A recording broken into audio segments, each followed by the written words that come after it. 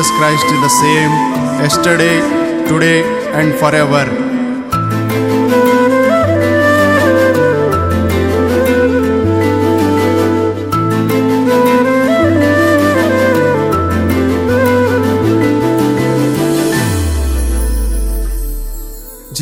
జీవిస్తున్నానంటే అది నీ కృప యేసయ్యా, ఈ స్థితిలో ఉన్నానంటే అది నీ దయ యేసయ్యా.